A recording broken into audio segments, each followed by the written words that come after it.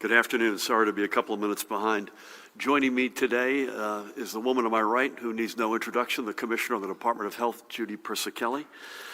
To her right, COVID-19 response medical advisor and former state epidemiologist, a face becoming more and more familiar to you, I suspect, Dr. Eddie Bresnitz. Eddie, great to have you and Judy. The guy to my left, another guy who needs no introduction, the Superintendent of the State Police, Colonel Pat Callahan.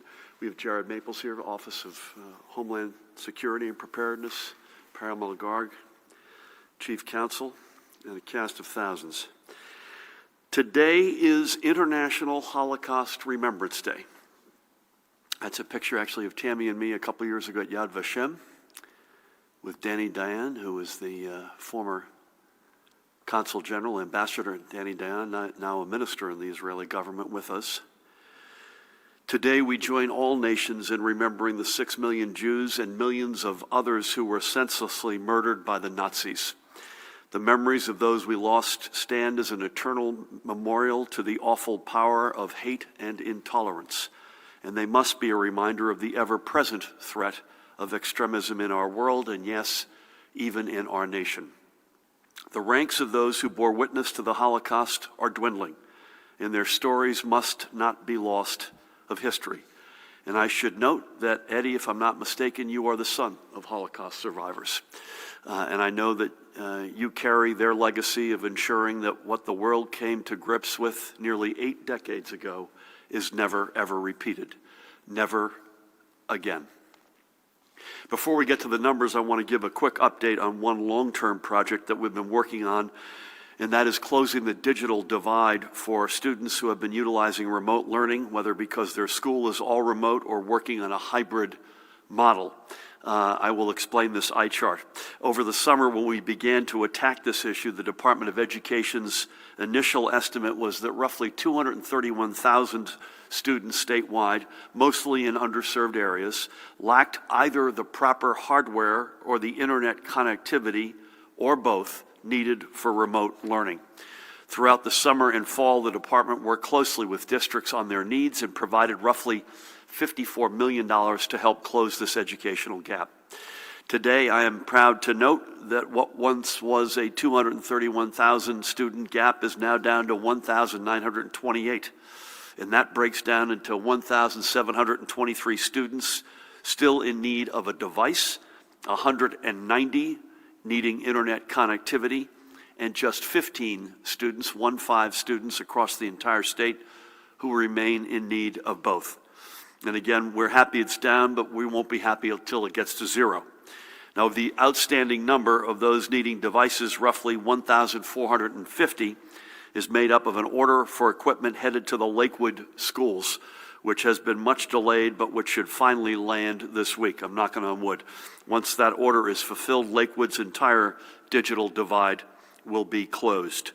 Closing the digital divide has remained a priority for Acting Commissioner Dr. Angelica Allen McMillan and her team. We are now more than 99% there, and we will not stop until this gap is 100% closed. But getting to where we are now has been a tremendous undertaking, and I salute all the folks who have helped get there. Moving on to the numbers, Judy, if I may. Our dashboard this morning is showing 642,613 vaccinations. We have now gotten more shots in arms than we have had confirmed positive PCR COVID tests. We are certainly optimistic about all the signs coming from the White House, especially coming out of a call yesterday and the announcement that we will be seeing an increase in our vaccine allocation as well. And I think, Judy, you appreciate this more than any of us. It's not just the increase, which we desperately need, and we need more, but having a 3-week window as opposed to 1 week to the next is a big deal. And I know you were on with the White House again today. You may want to talk about that in your comments. This will allow us to make better decisions about statewide distribution and administration. Make no mistake, however, that we, like every other state, need greatly increased vaccine production and delivery. We just need the doses to make our program run as it has been purpose-built to run. Also, as Judy will speak to in greater detail, we're working hard to ensure that those who need their second dose will get it in a timely manner. Now, if you received your first vaccination dose through an appointment you made via our information hub at covid19.nj.gov/vaccine, your second dose appointment has been automatically scheduled, and you will receive an email confirmation regarding this within the next several days. If, on the other hand, you received your first dose at the Gloucester County megasite but booked your appointment directly with the megasite and did not use our state website, the Gloucester County megasite will be reaching out directly to you this week to schedule your second dose. If, on the other hand, you booked directly with a vaccine site for your first dose and did not book your second dose appointment at the time of your first shot, which we strongly encourage everybody to do, by the way, then you need to contact the site where you got the first shot to schedule your booster shot. And finally, if by the end of the weekend, so a few days from now, you are still not certain how you will get your second dose appointment, contact our vaccination call center, and our operators will assist you with scheduling one. That number is, again, 855-568-0545, 855-568-0545. Dan Bryan is hard at work at coming up with some call letters that will make that number roll off the tongue a little bit more easily. And again, Judy will have more color and detail to add here as I've just given you some what are admittedly very broad strokes. Today, we're also adding 3,950 new positive PCR tests and 1,080 new presumed positive antigen rapid tests to our statewide totals. You add all that up, and it's 676,537 in total cumulatively. The positivity rate for last Saturday, now it's because it's a Saturday, fewer tests were taken, 25,509, by the way. Positivity rate was 12.62%. We had this discussion earlier. If you're getting tested on a Saturday, I think we've now felt for many months that you're doing that for a reason. And you probably have some reason to want to get tested, which I think may explain the bump up in the positivity rate from literally just yesterday, a couple of points. The statewide rate of transmission happily continues to be lower, 0.91, and our job is to keep it going down. As of 10 p.m. last night, our hospitals were treating 3,190 patients for COVID, 2,969 who were COVID positive, along with 221 persons awaiting test results. Judy, that's the first time below 3,200 in a number of weeks, and that's good news. There were 578 of those patients in intensive care, and 406 required a ventilator. During the day yesterday, 416 live patients were discharged from our 71 hospitals, while 375 new COVID-positive patients were admitted. That's 375 too many, but I like the days when more are coming out than are going in. And our hospitals, again, at the risk of comparing apples to oranges, reported 69 deaths yesterday, yet to be confirmed. However, these are confirmed. We're announcing an additional 107 blessed souls who have left our New Jersey family confirmed. That brings the statewide cumulative total of confirmed fatalities to 19,091. The number of probable deaths has been adjusted to 2,129. It's been months since I've said this, but I do want to remind folks, because we said this a lot in the spring, and these are individual blessed lives lived, lost, family members mourning their passing, and we'll speak about a few today in a minute. But it does merit reminding folks that fatalities are a lagging indicator, not a leading indicator of this awful virus. These are folks who got sick, Eddie, probably some number of weeks ago, and may have been hospitalized, or even longer, may have been hospitalized some number of weeks ago. And we mourn every single one of these lost lives. But remember, that is a lagging, not a leading indicator of this virus. As I mentioned, let's remember a few more of these blessed souls. I want to begin today by remembering John Hewlett Sr. And John was 90 years old. He spent his youth in Neptune City, not far from us, and moved with his wife Frances to Wall Township to raise their family. John was a builder.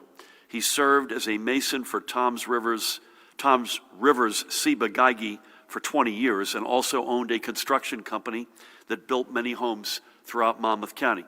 He also gave back to his community as a longtime member of the Glenda Fire Department in Wall. And he was a man of tremendous faith who served his church in multiple ways, and he had a band. His band was called The Believers, and the Believers helped spread the gospel to seniors at local senior centers and residence homes. John and Frances, by the way, who sadly passed away last March, I believe not from COVID, and with whom he is now reunited, had 4 children: Debbie, Sharon, John Jr., and Beverly. And I had the honor of speaking with Beverly, on Monday, and she lives in Ocean Township. And they blessed their parents with 10 grandchildren and 16 great-grandchildren, and Beverly asked that I mention them by name. So here goes, the grandchildren: Michelle, Melinda, Travis, Sean, Shauna, Stephen, Shelby, Johnny, John Henry, and Isabel.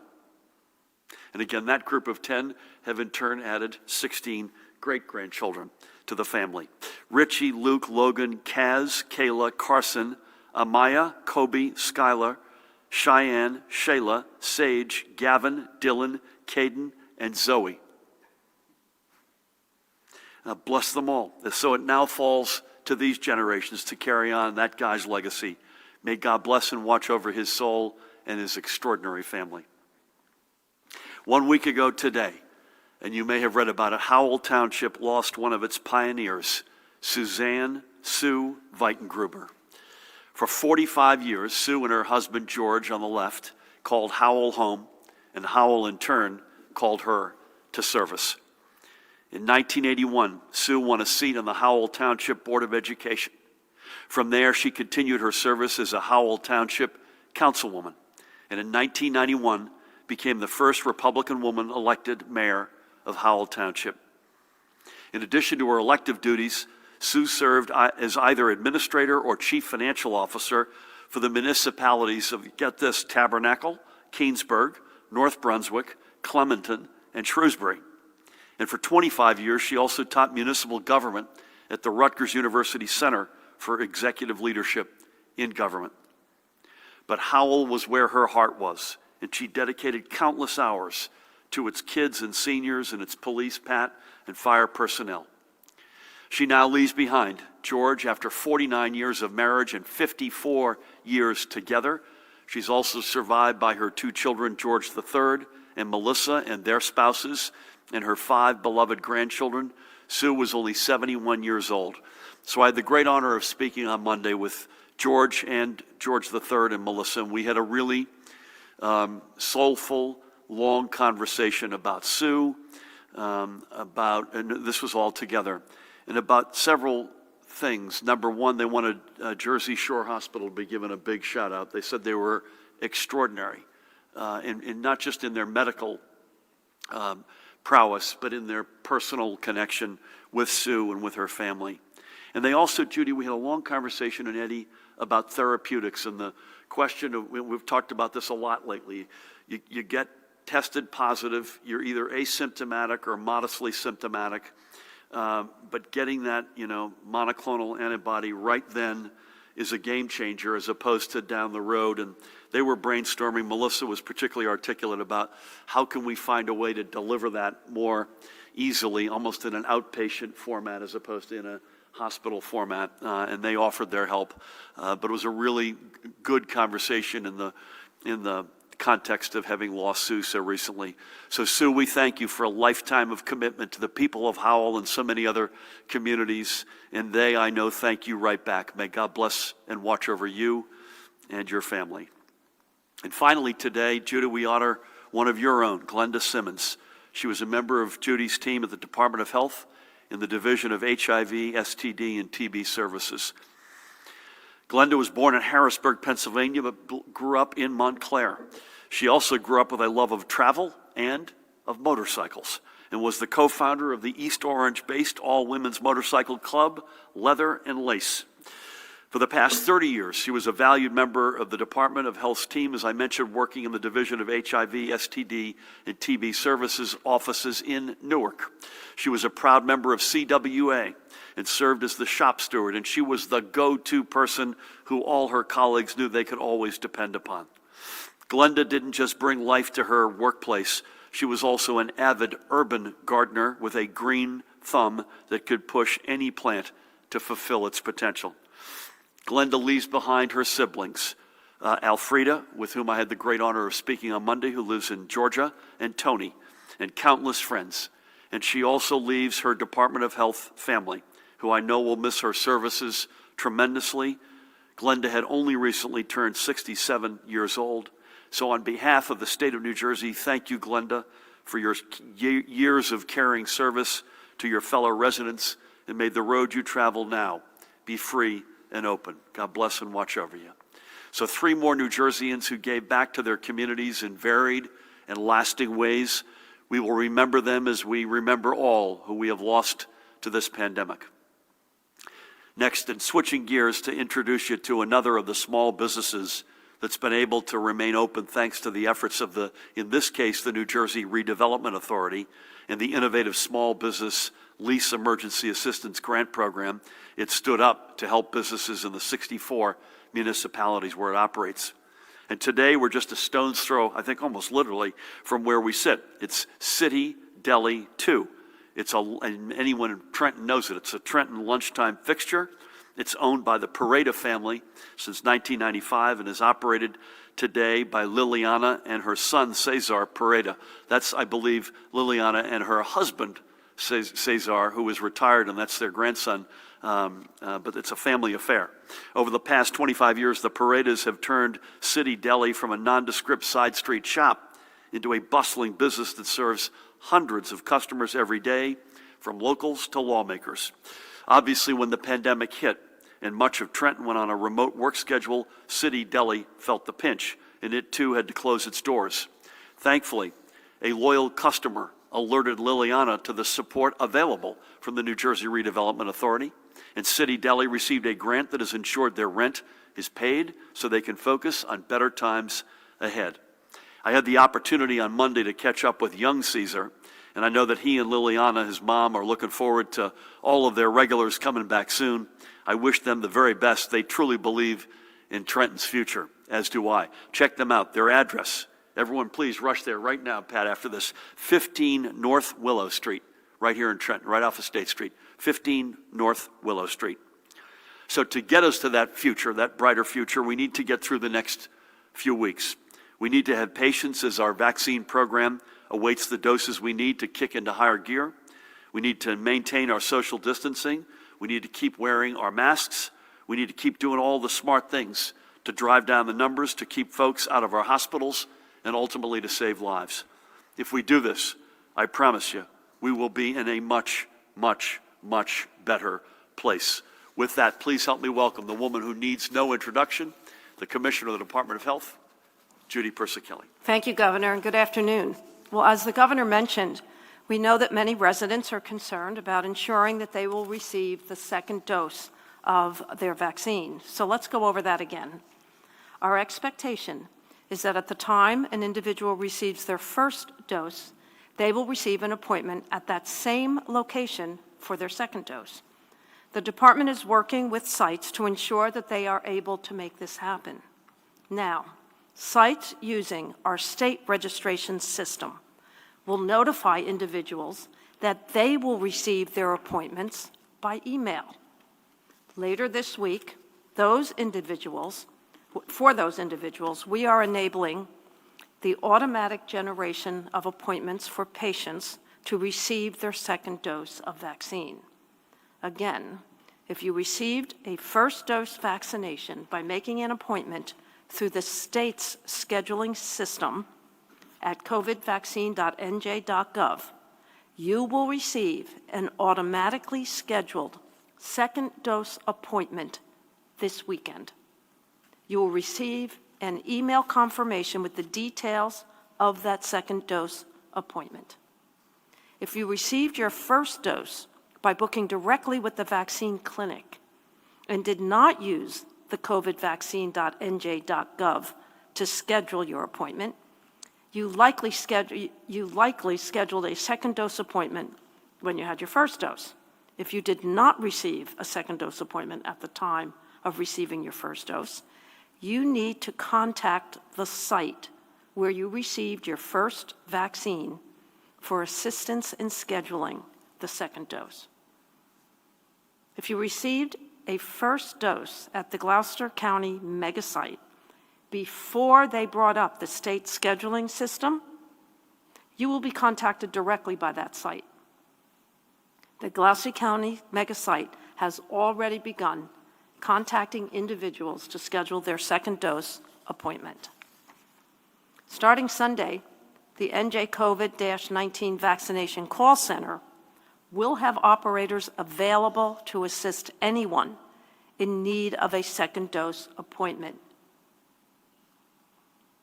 The call center, available at 855-568-0545, will open from 8 a.m. to 8 p.m. 7 days a week, and they will be available to assist you in making that second dose appointment. We want everyone to receive both doses of vaccine in order to have maximum protection against the virus.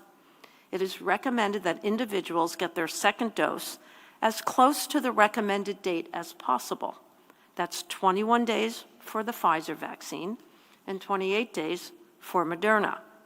However, it's important to note that there is no known loss of efficacy of the second dose as long as someone receives that second dose within 6 weeks of receiving their first dose.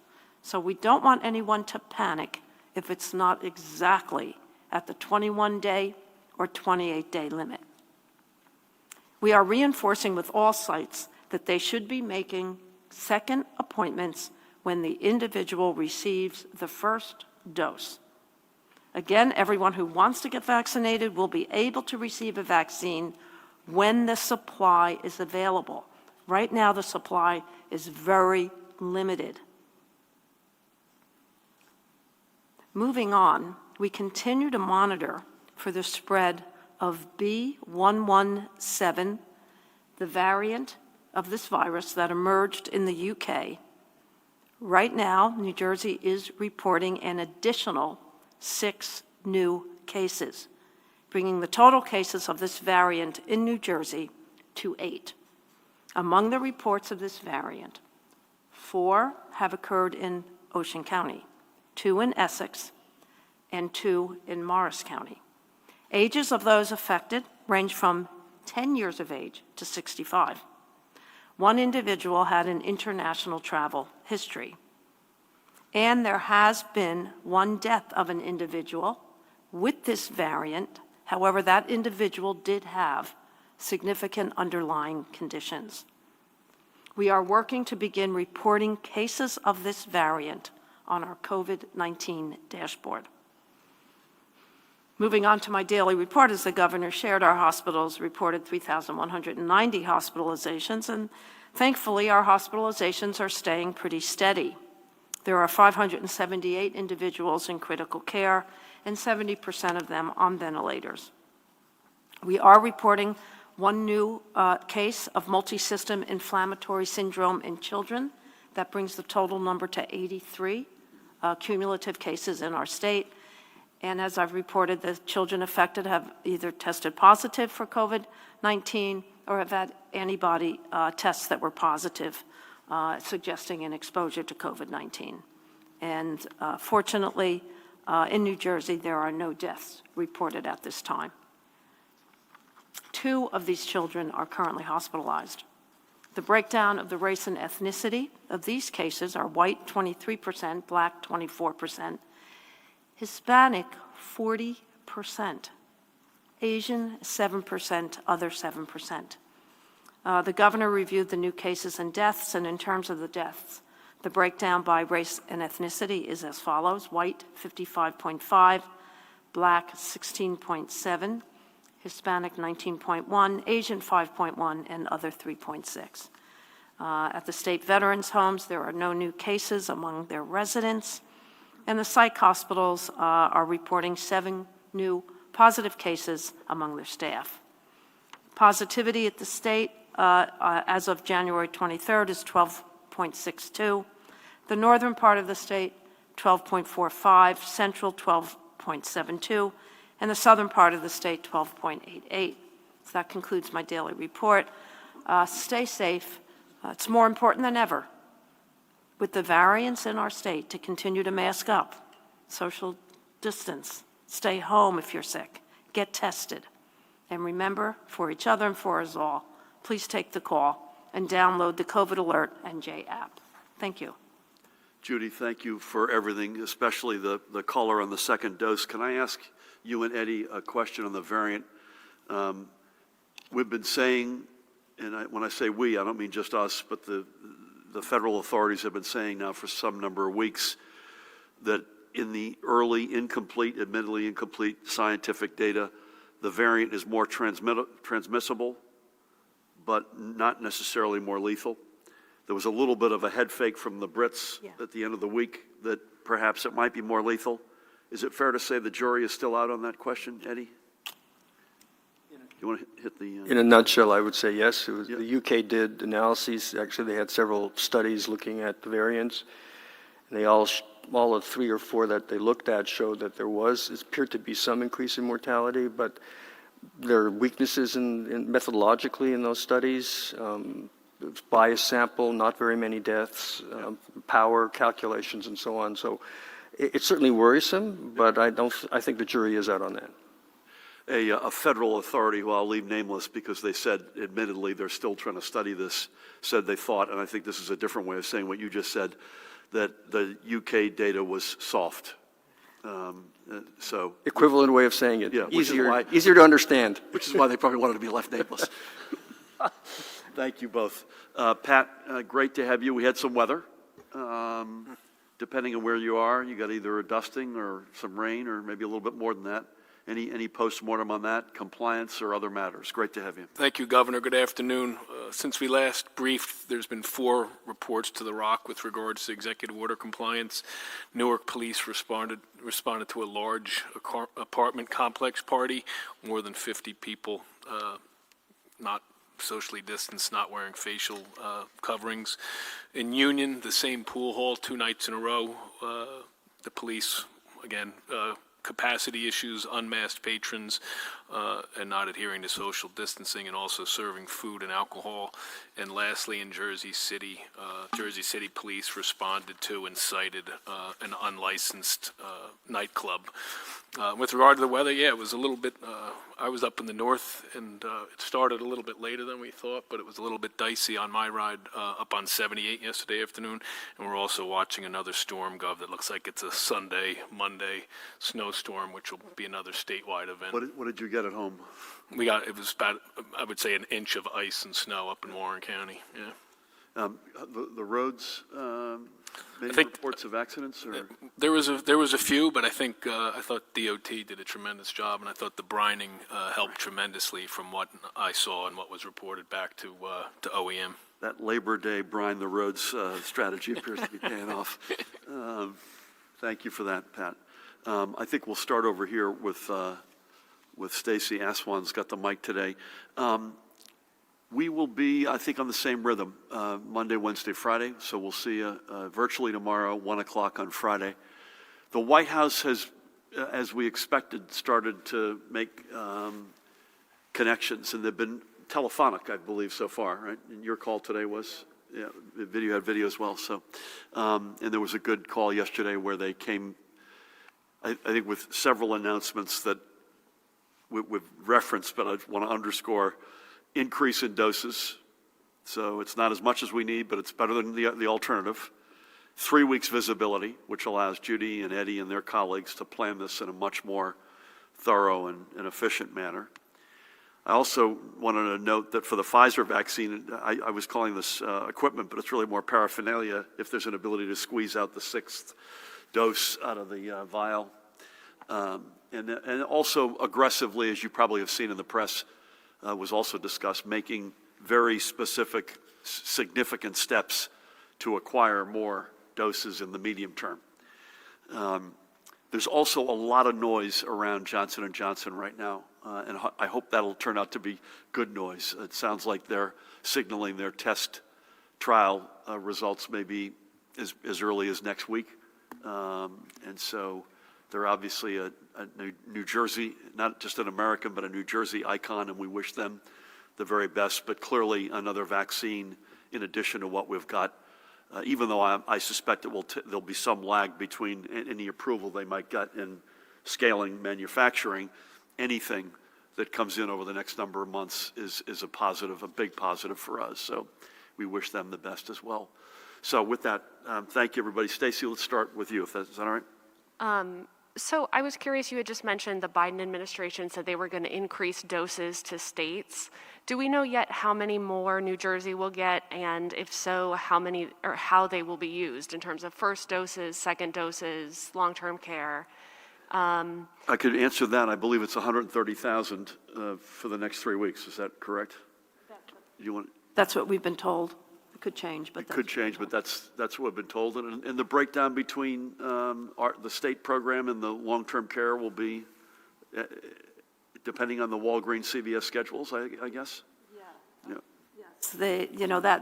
Those doses have already been put aside. 452,000 doses have been put aside at the federal level for a long-term care. So the 130,000 will go to the general population. We had some folks on with Walgreens this morning. By the way, Walgreens deserves a shout out in this respect. We got to call the balls and strikes as we see them. They've just named the first African-American female CEO in their company's history, and sadly one of the very few CEOs among African-American women for any company. But our team, having said that, our team was on with them this morning. I'm going to be on, Judy, you and I will be on with them on Monday. They've made progress this week, so we got to hand it to them in that respect. But there's still, as you know, they schedule the appointment. As Judy said, they take the doses, they put them in cold chain storage, and then they dole them out on the day of the appointment. But all of that needs to happen sooner than later. Sorry. No, that's great. Thank you. So, Governor, can you give us any details or the latest update on your negotiations with the legislature regarding the legal marijuana and decriminalization bills? What would you say to people who have been arrested in recent weeks or the voters who supported the bills about the delay or the seeming holdup? Can you also tell me what your understanding is of why kids in Lakewood are still stuck in the digital divide? I think 1,400 is about a fourth of that whole district, which is relatively small. So I'm just curious what you understand about why it's taken so long to get them equipment. And how many of the positive test results are analyzed for the variant? Is that something the state lab can do, or are we sending out those tests? And what about the variants from South Africa and Brazil? Can we test for those too? Is that it? I don't have a whole lot more to say on marijuana other than to reiterate and this has the added virtue of being the God's truth.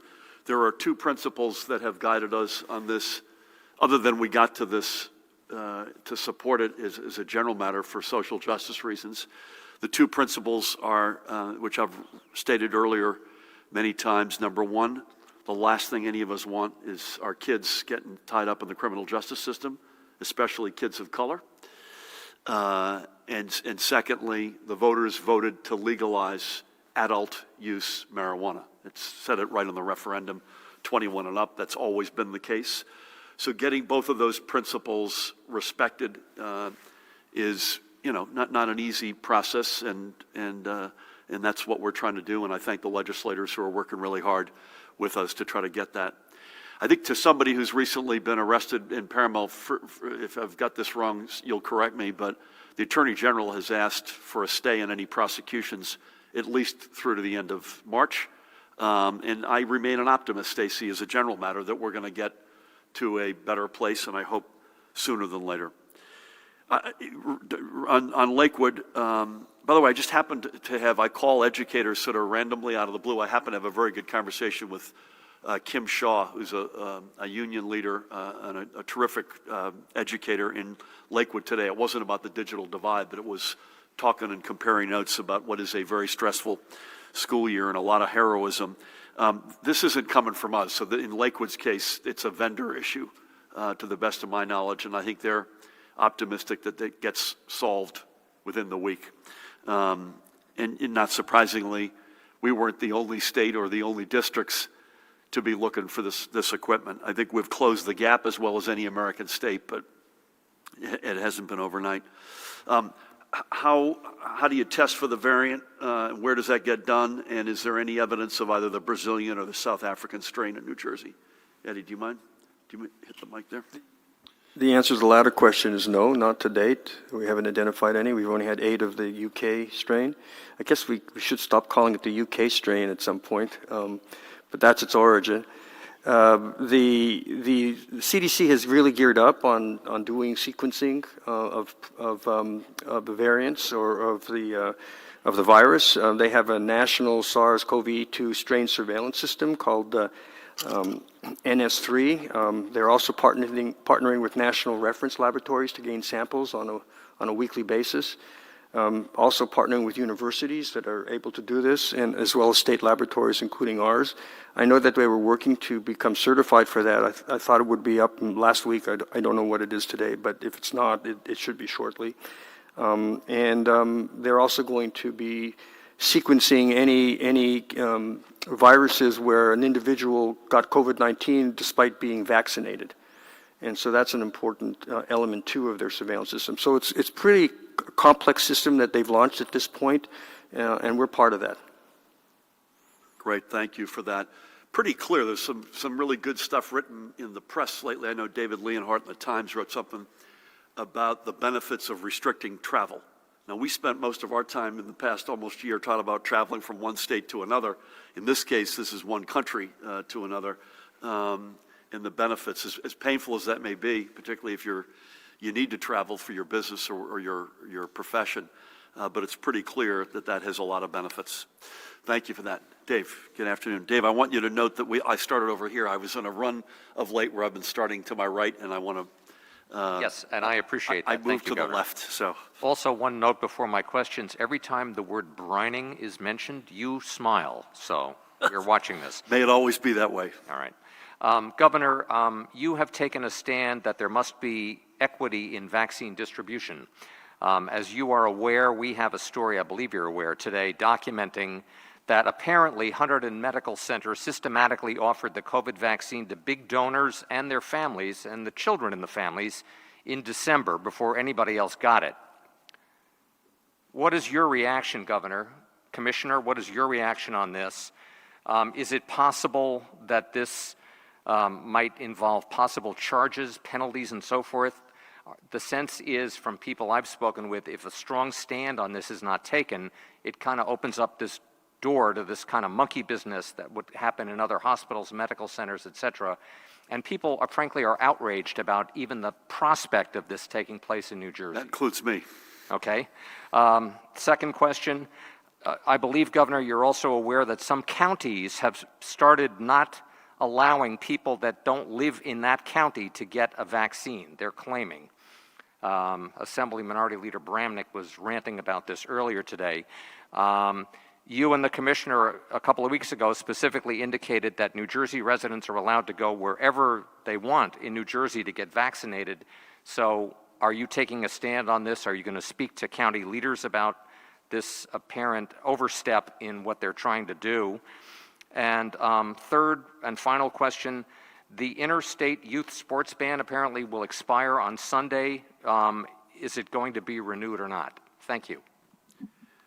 Let me start, and Judy, you may want to, or Pat, weigh in.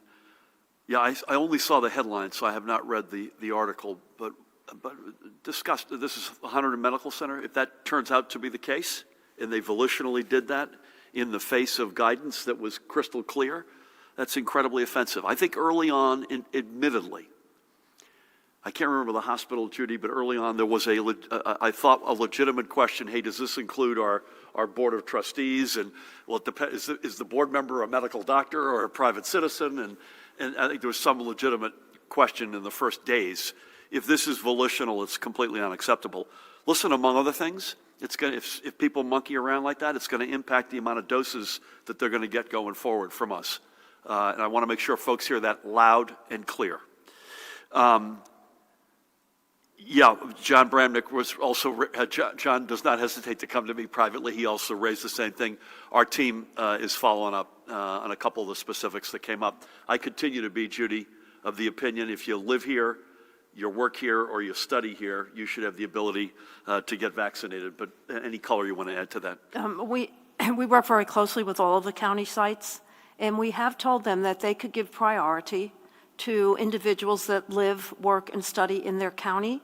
And if other individuals show up, they're to take their name, their number, and have a callback system so that they're not necessarily out of hand turning people away, but they can give priority. These county sites, the counties are using their own staff, their own funding, and they're doing a great job. But we're telling them to do it with a soft hand. And again, this is not, I was answering the question black and white. I mean, this, you can't say no, but the question is how do you sequence it? Yeah, if somebody makes an appointment, for instance, if they live in, for whatever reason, Mercer County, they make an appointment at a place in Burlington County, they get an appointment. Are they going to show up there and be told, oh, sorry, you don't live here, you can't get a shot? My understanding is most of the people that go through their systems and make an appointment, and they get an appointment, will get a vaccine.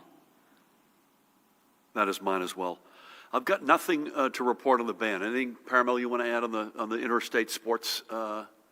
So the regional ban on interstate youth hockey expires as of January 31st, so we'll have to work with our neighboring states and see if that's something that we'll extend or not. And that, in fact, is Sunday. Correct. No news, so. I'm leaning toward if the numbers keep getting better, we haven't made any formal decisions and we haven't had Judy's got to vet all this. I'd love to see a little bit more, attendance at these things. I'm not sure that includes traveling from one state to another. The issue that I've had with that, I think you've got more importantly with that, are the adjacent activities that go with that you're gathering, you're on the road by definition, you got to be in a hotel or staying at somebody else's house and you're doing things outside the actual sport that increases your risk. Thank you for that. Hello, good afternoon. Afternoon. Governor, what is your reaction to the first-come, first-served vaccine site that opened last week in Patterson, where no appointments are necessary and people have been waiting in line for hours for limited doses? Why didn't the state create a unified vaccine registration system from the start? What steps is the state taking to make it more of a one-stop shopping system, as Commissioner Persichelli said on Monday? A quick one, how many ventilators does New Jersey have in total? Are we vaccinating people who have already had COVID if they're among the first priority classes?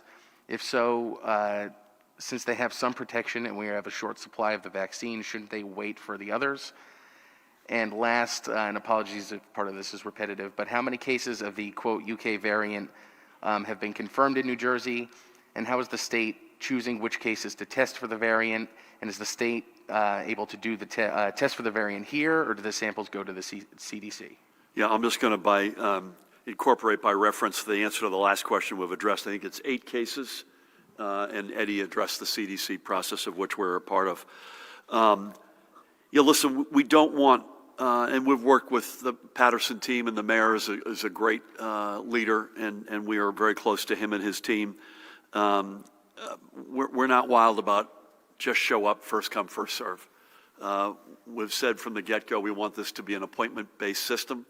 We don't want to see the scenes that we've seen in some other states, and for the most part that has been the case in New Jersey. Judy, you could talk about the unified system question, but remember, we're building the airplane here as we're flying it. This may be the most complex logistical undertaking other than going to war in the history of the United States. So the fact that we have 270 sites, that we've got a place, we've got a call center with trained people answering it, and all of that is from scratch literally in a number of weeks. Obviously, this is a work in progress, but I'll let Judy come back in. Vents, I know at the state level we have 2,600 in stockpile. And then there's a whole other a bunch in the hospital systems. Dan, you can help me follow up on the amount that's in the within our extant health hospital systems. And then Judy, if you wouldn't mind, any comments on the unified system and/or folks getting a vaccine who may have already had COVID. Okay, let's start. I can give you the vent numbers you got too. the vents number. We have about 1,445 vents in use and 2,572 in what we would call our stockpile. So more than adequate to handle any surge that might come, and hopefully we won't have to we'll not have to use that. In terms of the scheduling system, that was a new build. You know, we did not have at the Department of Health through our immunization system a scheduling system, and we brought up the pre-registration module first, and as we've shared, over 2 million people have been able to use that module. Putting in the appointment system proved to be a little bit more difficult. We're doing this with our own information technology experts at the state level and at the department level, and in collaboration with the Microsoft team. So it was a big undertaking, and we're still working out some of the bugs, something we've never done before at the Department of Health. Testing on the variants. I know that our lab can test. I don't know how often how they do the sampling.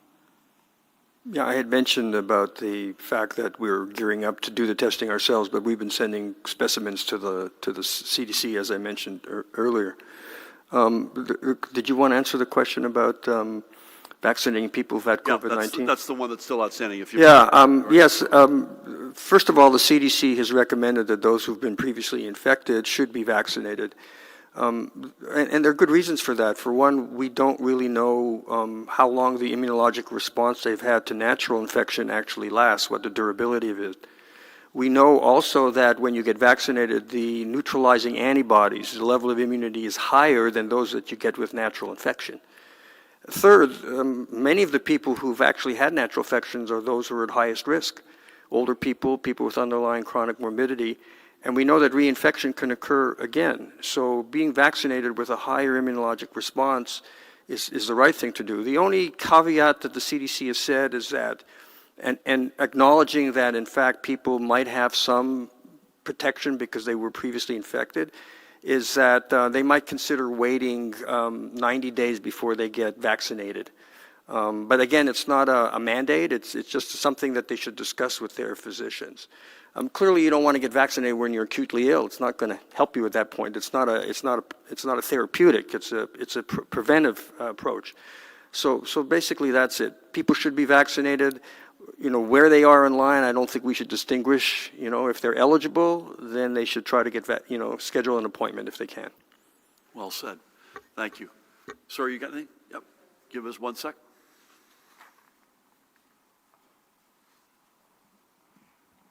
Two from News 12's Alex Dan. First, Commissioner, have you seen evidence the new cases of the COVID-19 variant were linked to community spread, or were they all connected to the international traveler? And for the Governor, will you be taking action on the marijuana decriminalization or enabling legislation soon? Why not veto the decrim bill, but sign enabling legislation to get the legal market off the ground? Why should minors face criminal penalties for alcohol possession, but no criminal penalties for marijuana? Thank you. Yeah, I've got nothing new to add on marijuana in addition to what I said earlier. So tell Alex I'm sorry to disappoint him, but that's where I am. The variant, I think you said one person was a traveler and the rest presumably is community spread? I wouldn't call it community spread. We don't know yet. We don't know. Doing the contact tracing. We don't have any specific information at this point in time about whether it's linked to spread, but it will be contact traced, case investigated and contact traced like every other case. Again, this is early on, so for Alex's benefit, and if I get something wrong here, either of the two of you will, or maybe even Pat will come in, Pat and I are in our epidemiological degree. You know, again, what do we have? We believe we've got one variant in the state. I agree with Eddie, we should probably come up with a new name. Secondly, the data, the science on it is early. Thirdly, based on what folks think so far, it's more easily transmitted, and the jury's out on whether or not it's more lethal.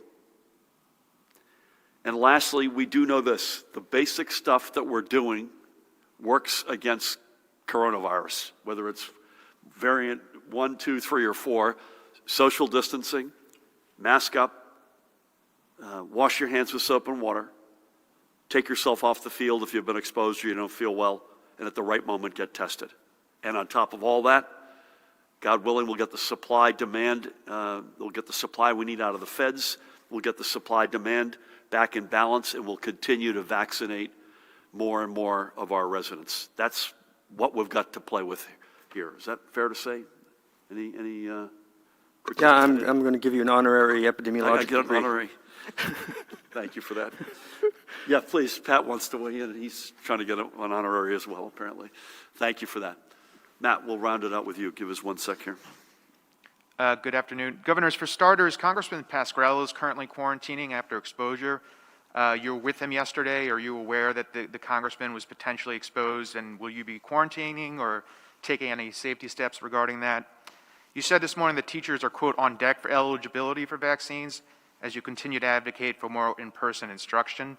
Teachers' unions have pushed back on this, and it's reached a stalemate in some towns. How soon will teachers who currently aren't eligible be eligible, and who else will likely be included in that next expanded group? Just a couple on vaccine. Commissioners, can you repeat what you said about people who get the second dose later than 21 or 28 days? Because we've seen, based off your studies, because you said it didn't take away the effectiveness, we've seen the opposite. So what research are you using? And Governor, you said people can call the call center to set up an appointment. One reader told us as soon as today that the call center wasn't setting up shots. Are you arranging? I'm having trouble reading here. Are they currently? Now you've got a sense of how our life over here. Are they currently arranging appointments? Yes and no. So it's my understanding, and Judy, tell me if you got any more, or is that it? Is that it? Do you have any more, or is that it? Okay. So on the last one, it is my understanding that they're helping folks, if the folks are not online accessible, they're helping them get registered, pre-registered. Is that your? And hopefully next week they will be able to bring up some appointment scheduling. That's our But goal. for the moment, unless. For the moment, it's to help them helping register. pre-register, right? I am aware, Congressman Pascrell, to his credit, he called me this morning, and he told me that he had a family member who tested positive. To the best of my knowledge, he has not. I don't want to get into personal medical situations, but he was completely classy. We were with each other yesterday, but we were in a very large setting, and I don't think I tripped the 15-minute CDC, and we were both masked as well. Having said that, I will likely wait a couple of days with Judy's blessing and get a test myself.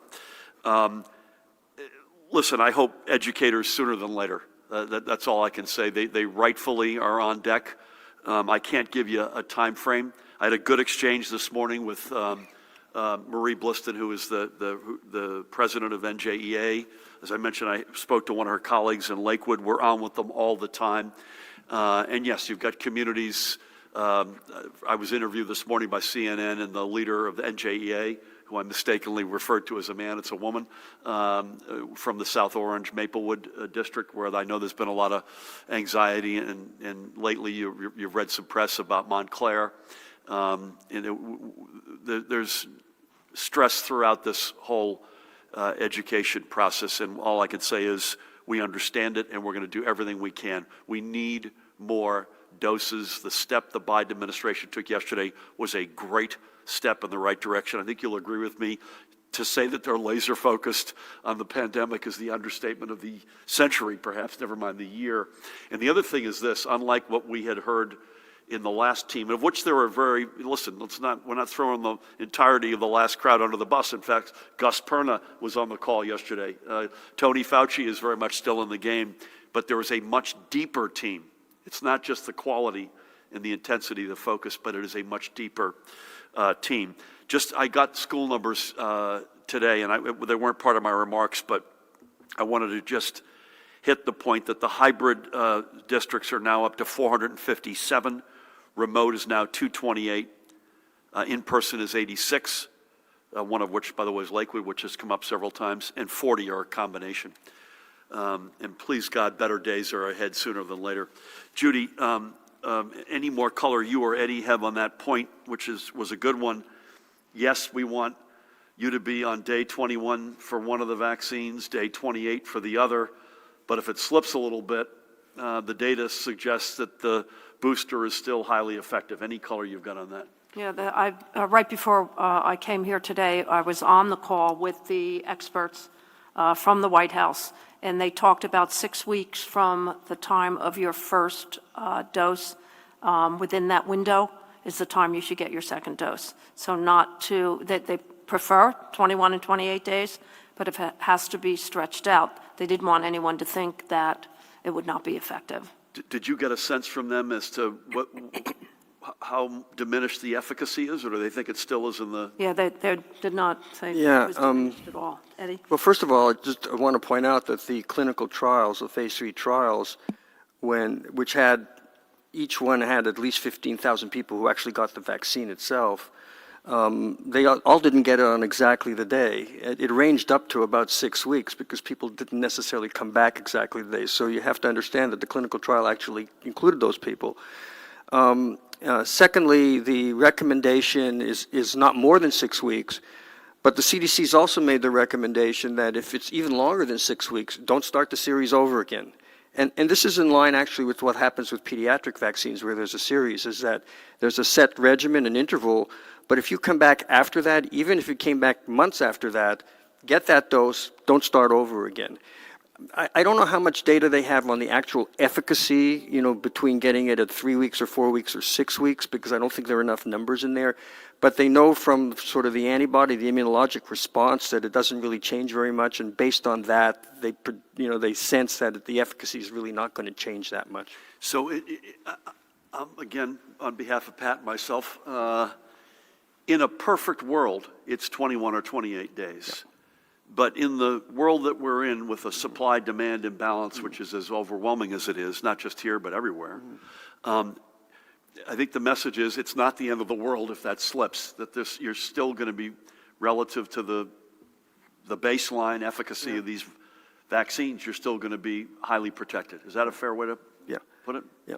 If I could make one other point, we've been talking about, when people should come back for, what's the right time to come back for the second dose, and it's 3 weeks, 4 weeks. I also want to point out the other side of that coin.